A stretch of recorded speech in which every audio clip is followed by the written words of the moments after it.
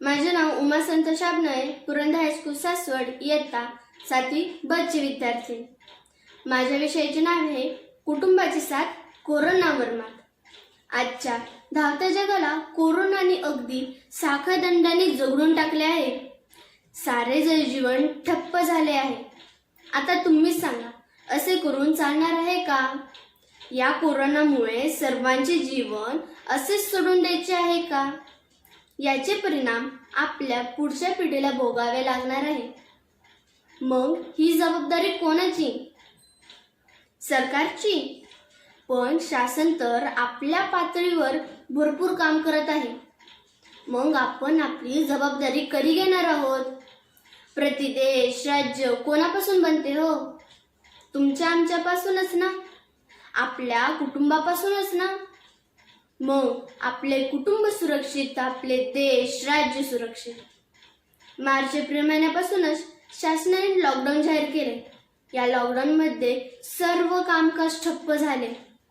देशाला आर्थिक नुकसान होईल याची जाणीव असूनही लॉकडाऊन करण्यात आले।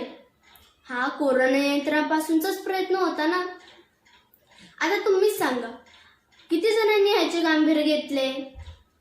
अहो, हा काळ आपण आपल्या घरात बसून कोरोनावर मात करण्याचाच काळ होता ना।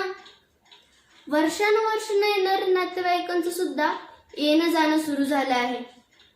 पार्ट्या म्हणू नका, सहली म्हणू नका, सगळं चालूच होतं की।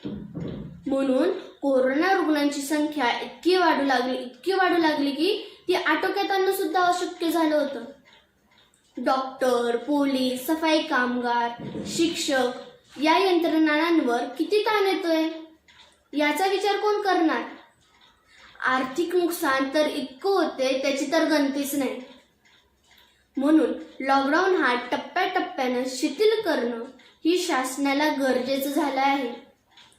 कुटुंबातील काही माणसं घरात असतातच, पण कुटुंबातील कर्ती माणसं बाहेर जातात। अशा वेळेस आपल्या कुटुंबाचं संरक्षण करणं ही आपली जबाबदारी आहे।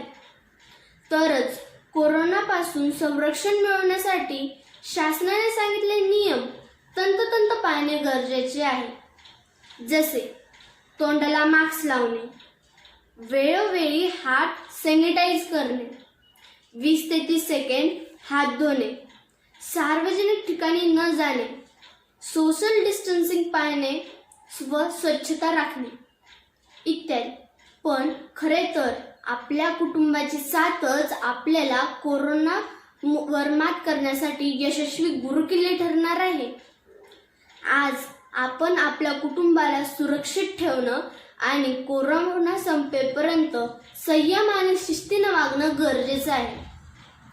तरच आपण कोविड-19 या विषाणूवर मात करू शकतो। आपला महाराष्ट्र कोविड मुक्त महाराष्ट्र करू शकतो। माननीय मुख्यमंत्री उद्धवजी ठाकरे यांनी माझे कुटुंब माझी जबाबदारी ही जनजागृती मोहीम यशस्वीरित्या पार पाडत आहे।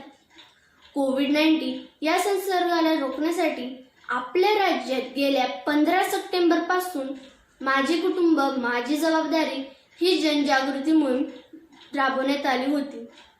पहिल्या महिन्याचा टप्पा 15 सप्टेंबर ते 10 ऑक्टोबर असा होता, तर दुसरा टप्पा 12 ऑक्टोबर ते 24 ऑक्टोबर असा होता। त्यामुळे आता आपल्याला कोरोना रुग्णांची संख्या बरीचशी कमी पाहायला मिळत आहे। पण आता आपले सणवार सुरू होत आहे। अशा वेळेस आपल्या कुटुंबाची साथ आपल्याला अत्यंत महत्त्वाची आहे। शेवटी जाता जाता एवढंच म्हणेन, देऊ एकमेकांना साथ, घेऊ कोरोना मुक्तीचा ध्यास, करू एकदाच त्या कोरोनाचा नाश, करू एकदाच त्या कोरोनाचा नाश, करू एकदाच त्या कोरोनाचा नाश। धन्यवाद।